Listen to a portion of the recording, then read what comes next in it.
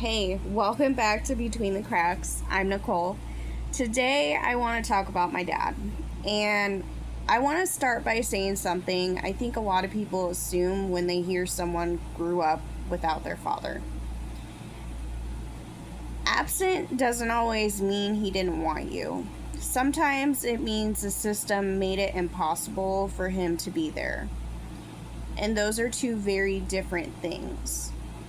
My dad has Asperger's syndrome.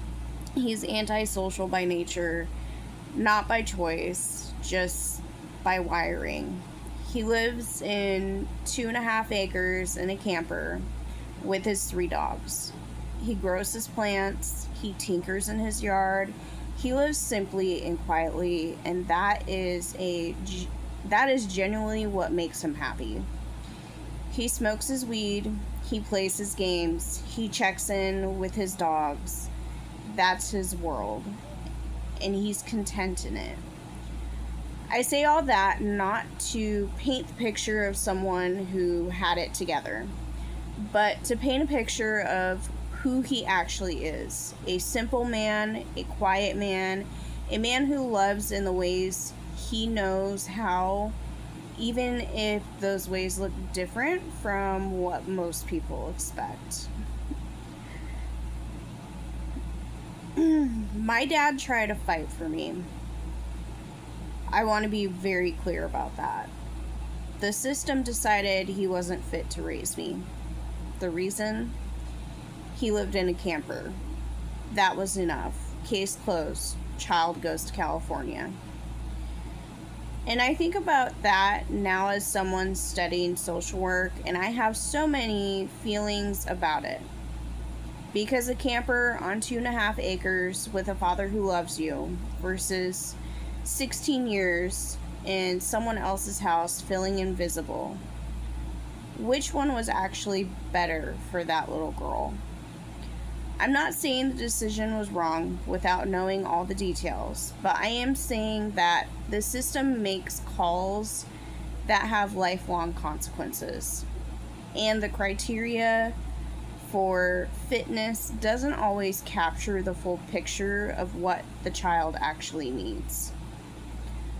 My dad got pictures of me over the years. I saw him briefly when I was 12 or 13 at my grandmother's funeral in Minnesota, but we didn't really know each other, not in a way a father and daughter should.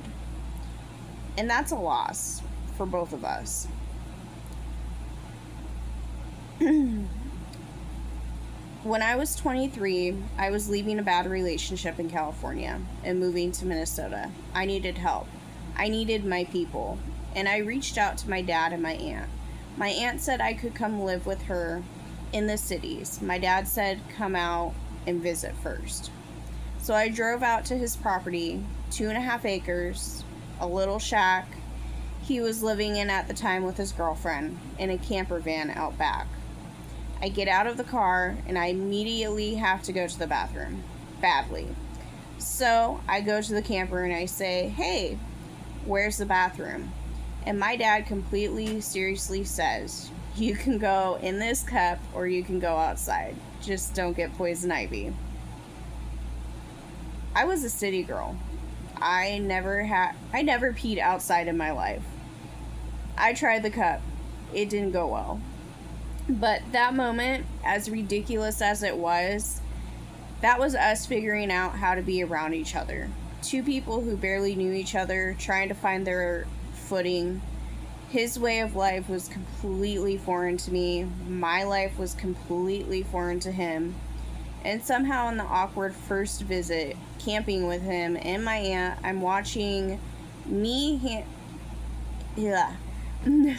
camping with my aunt, him watching me handle my drinks at a festival responsibly and saying he was proud of me for that. Seeing him on his land, in his element, something clicked between us. He also took me to see my mom, who was in a skilled nursing facility at the time. She didn't recognize me, thought I was my sister. That's a story for another episode. But my dad was there for that. He drove me, he sat with me through it. That meant something. Our relationship now is better than it's ever been. He came out to meet my stepdaughter, played with her.